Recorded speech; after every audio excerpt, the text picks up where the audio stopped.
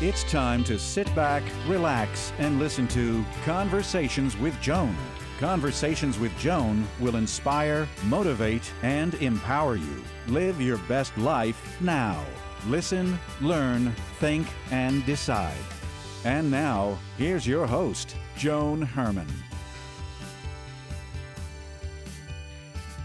Welcome to Change Your Attitude, Change Your Life's Conversations with Joan. I'm Joan Herman. Thanks for tuning in. Conversations with Joan focuses on topics that are important to your life, from health and wellness to professional development to personal well-being. Change makers join me to share their insights, tips, and strategies so you can thrive and live your best life now. Thank you for taking time for yourself, and thank you for letting us be a part of your life. Now, let's start talking. Do you experience moments of self-doubt about your achievements? Do you think everyone else knows more than you do? Do you have a hard time seeing the value in the services you provide? Imposter syndrome is that little voice in your head that casts doubt and makes you feel like you're not good enough. It can stop you from moving forward and miss out on opportunities. Joining us today to discuss strategies to navigate the feelings of inadequacy is Elaine Pofelt, a small business specialist who is the author of The $1 Million One-Person Business and Tiny Business, Big Money. Elaine is an independent journalist who specializes in small business and entrepreneurship. Her work has appeared on CNBC and in Fortune, Money, Forbes, and many other publications. Welcome, Elaine. Thank you so much for coming back on the show. Thank you so much, Joan. It's always so great to talk with you. I feel the same way, Elaine, because you are such a wealth of knowledge. And, you know, you and I had a conversation not too long ago, which led up to us doing this interview. And it was about imposter syndrome and how oftentimes we as entrepreneurs may have that feeling like we don't belong doing what we're doing. And if we're doing it, maybe we're not as good as someone else. And so why do you think this occurs? Why does imposter syndrome creep into our minds? One reason, Joan, I think is because being an entrepreneur is a leap for many people. We're told that we should be employees by our parents, by our teachers, basically by all of society as we're growing up. And so simply saying that you want to run a business is an act of courage, and it seems a little defiant.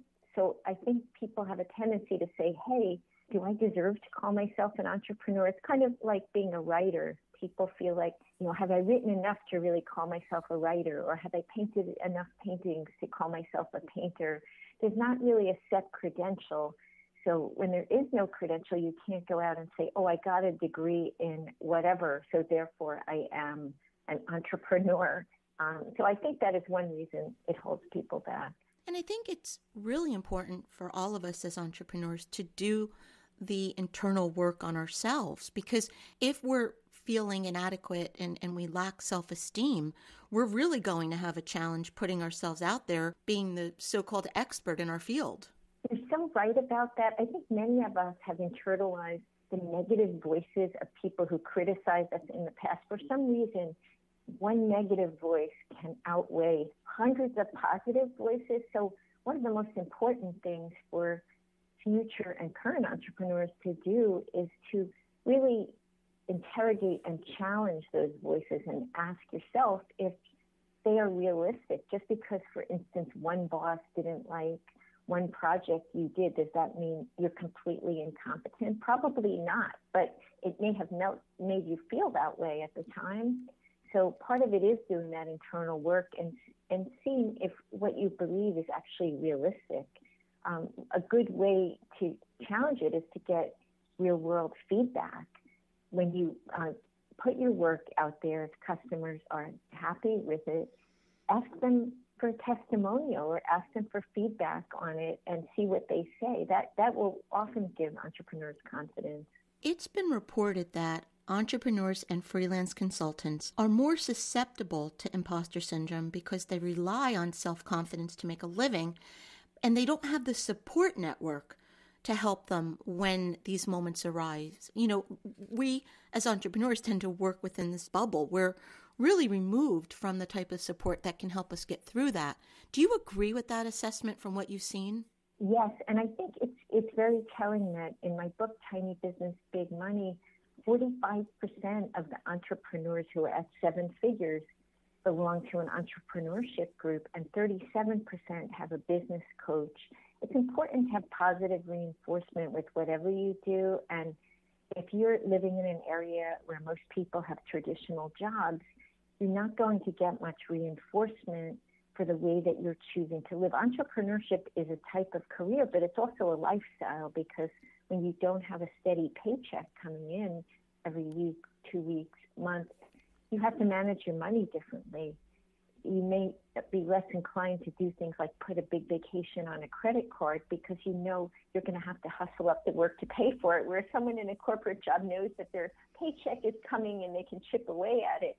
So you'll have to make different decisions from other people. And at times it can be lonely and alienating. If you're around other people who are pursuing their dream as entrepreneurs, you'll be able to stick with it more in those circumstances.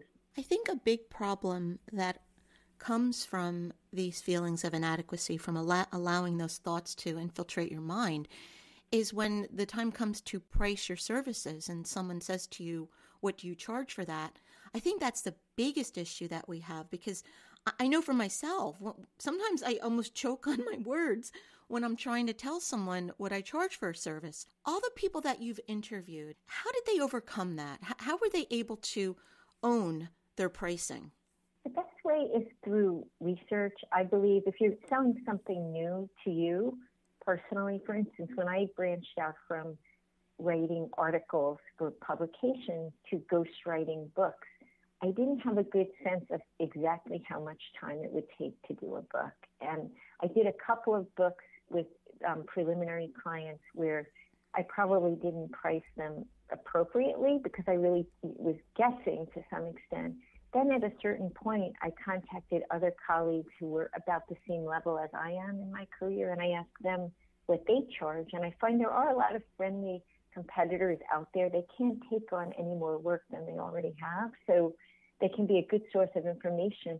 And then when someone asks me what my pricing is, I could say I charge the going rate for people at my level in this field, and it's about this, and of course there's some negotiating room depending on the parameters of the project.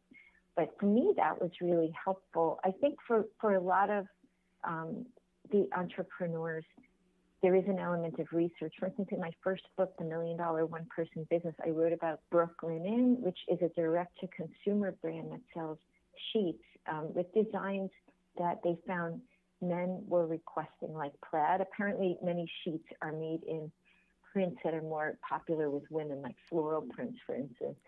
And they went on the floor of big box stores. It's a husband and wife team that run the company, and they asked people what they were paying for sheets and what they would be willing to pay for sheets of a certain quality based on thread count, etc. And that was how they arrived at their pricing. Sometimes what's interesting is if you price your service too low, it will not sell as well. People will think the quality is lower. And that's what happened with Nomad Lane. It's a company that is run by Kish Vasnani and Vanessa Jaswani, a married couple, and they sell travel bags. Initially, they priced them at $100, and then everybody who was buying them said they were underpricing them. And when they doubled them to $200, they did better. The same thing happened. There's another entrepreneur in Tiny Business Big Money who runs Insolia, which sells inserts for high heels. And she went to a pricing seminar, which is another strategy to get your pricing right. And she was undercharging for them. And when she doubled the price, they started selling better. People equate price with quality. So it's important to understand how much people are currently paying for something that's of high quality. And that goes not just for a product, but a service. For instance, if you're a blogger, there may be people in some parts of the world that can charge $10 for a blog because the cost of living is a fraction of what it is in the U.S. But if you're in the U.S. and a blog goes for X amount and you're charging much less, people may wonder, why are you not as good of a writer? So I think it's important to understand that there's a psychology of pricing. There's actually a really great author named Herman Simon who has written a number of books on pricing. One of them is called Confessions of a Pricing Man, and he runs a whole pricing consultancy in Germany and has studied pricing around the world. So if you want to learn more about it, that is a really good source of information. But Elaine, that's really a great point that you make, because when you do your research and you make it based on factual information, you remove yourself from the equation. And the reason I wanted to bring this up, there are so many entrepreneurs that I know who do everything right. You know, they have the experience, they build the company, but when it comes to pricing for their services, they get stuck. And so I think that was really wonderful advice to do your homework, do your research, and remove the emotion from it. It's important to price things correctly because of sustainability. If you price things too low, what will happen is you won't be there anymore in business. You'll have to get a job, and then you won't be able to help your customers. So when you find yourself faltering, it's important to think about, how can I do this profitably? You don't want to overcharge people, but if you're undercharging, how long will you really be able to stay in business unless someone else is completely subsidizing you, which most of us don't have? You really need to price things so that you can be there to serve your customers, and they will want you to price things appropriately. They don't want to cheat you or underpay you. The good customers don't, because they'll want to work with you again. And I think that's an important thing to remind yourself of. It's like your own oxygen mask. You're not of any help to anyone else if you're going out of business. And the interesting thing about imposter syndrome, every person that I've interviewed who's very successful has said at one point or another, he or she has felt the same way.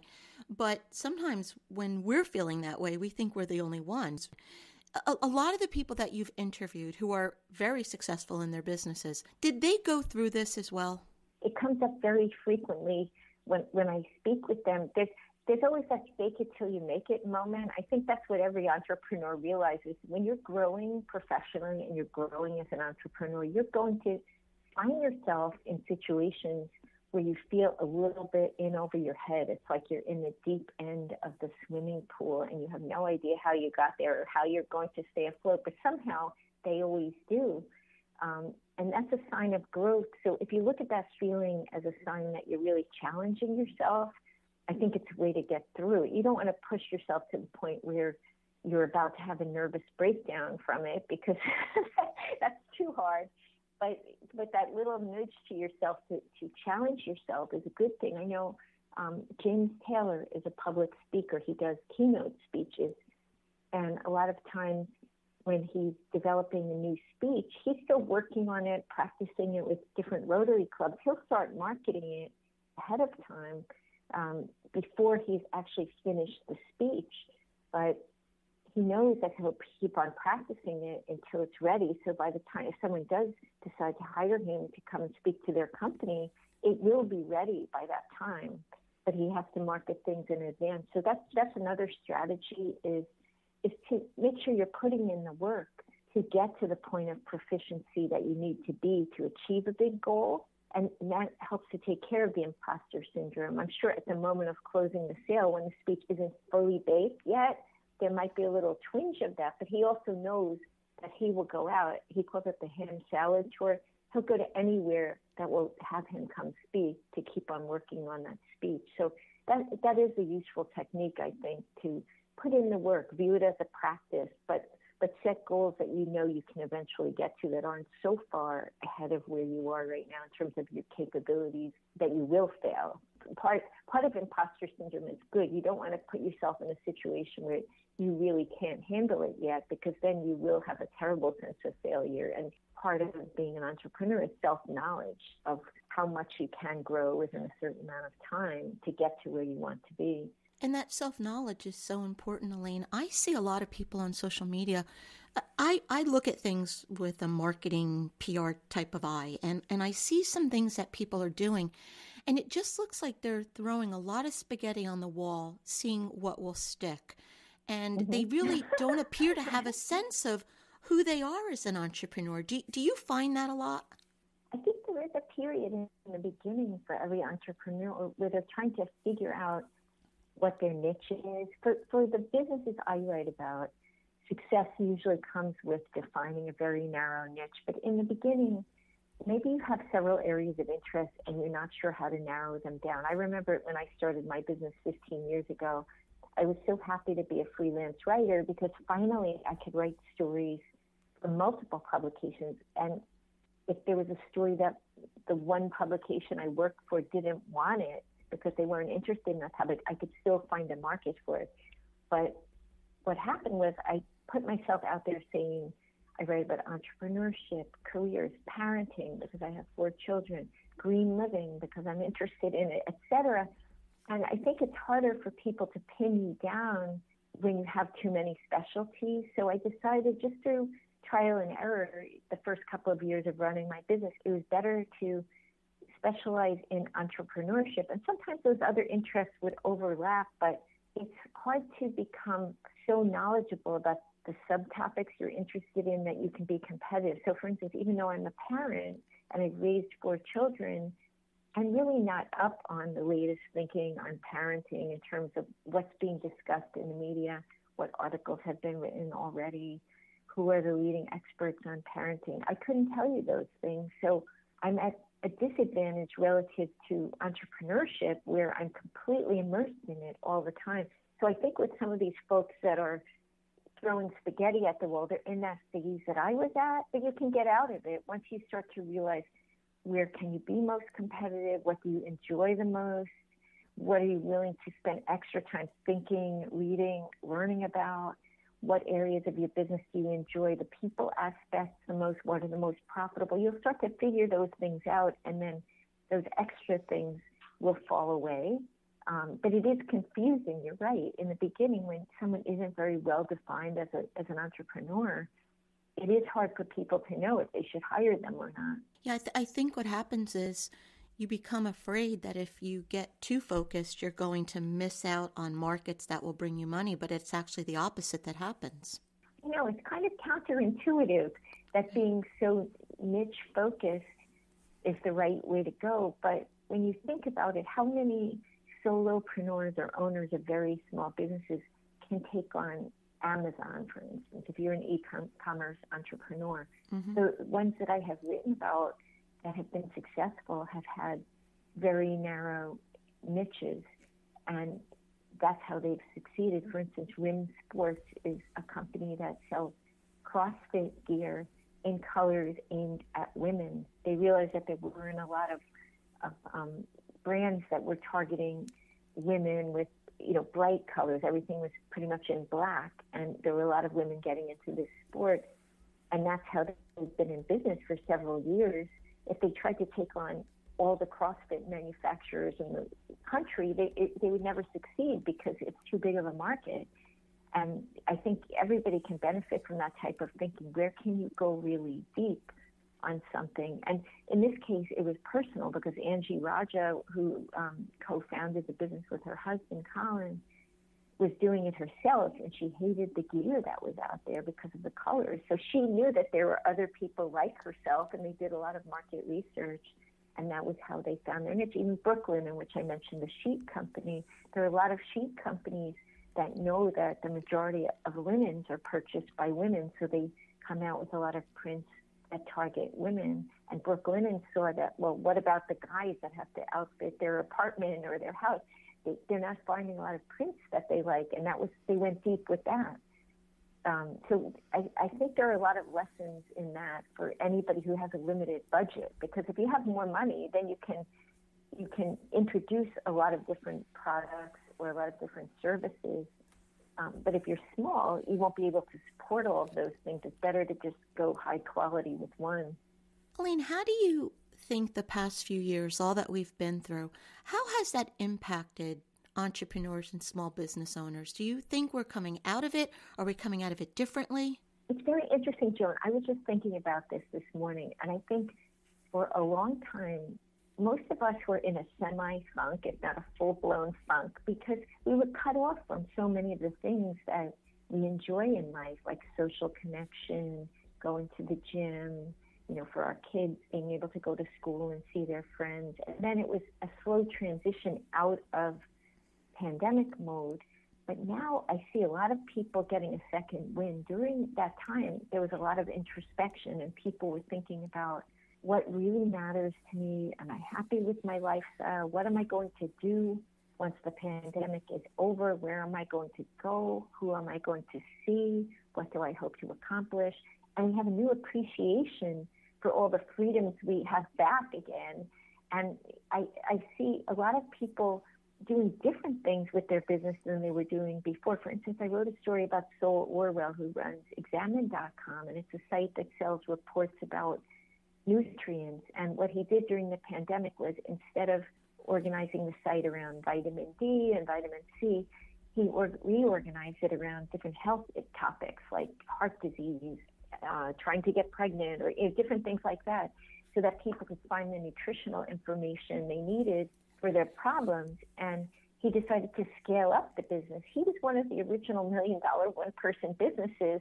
For years, he ran the business with all contractors, and now he decided to hire employees. He wants to get to 9-figure revenue. He thought that he would have more of an impact by scaling up. Others have decided to double down and stay very boutique-y and have more time for their families or other things that they're interested in, charitable work. And that's been very interesting. But I think there's a new authenticity where people have really gotten to know themselves and what they want. And they're also so worn down, they can't keep up any pretenses or things that they feel they should do just for the sake of what other people think. I think in a lot of cases, for instance, people were going to jobs that they didn't like, and they felt like, okay, this is what a good person does, who has a family and a house. They go to a job that they hate, they suck it up, they get on the train, they commute. And I think people got so worn out that if that was not serving them well, they said, hey, wait a minute, I'm a person too. I'm so tired of that. I have a toxic boss.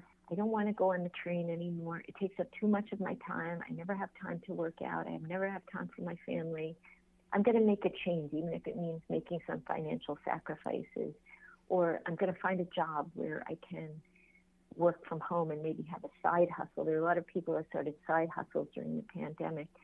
I think there was a big re-examination, and also this phenomenon where it's almost like they just did 1,000 push-ups and their arms are shaking, and they can't force themselves to do anything else that they don't want to do.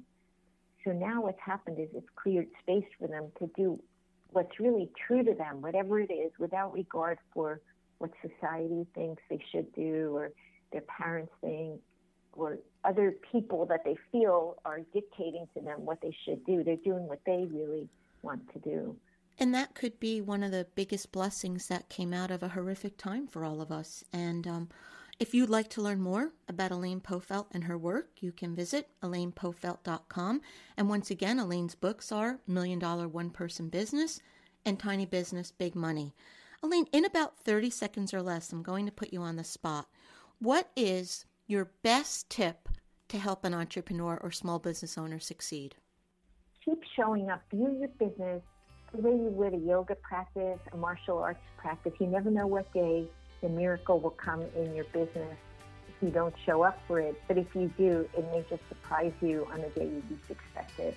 Elaine, thank you so much for joining us. You are always such a wealth of information, and I look forward to the next time you'll come back on the show. Thank you so much, Joan. It's always a pleasure to talk with you. This is Conversations with Joan. Stay with us. We'll be right back.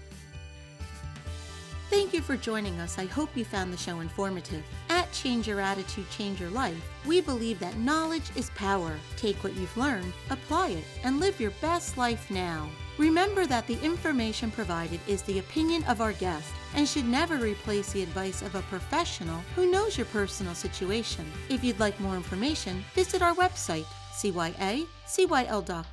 That stands for Change Your Attitude, Change Your Life. While on our site, listen to past shows on demand, read the digital magazine, sign up for our mailing list, and be sure to follow the show on social media. Until next time, this is Joan Herman. Thanks for tuning in.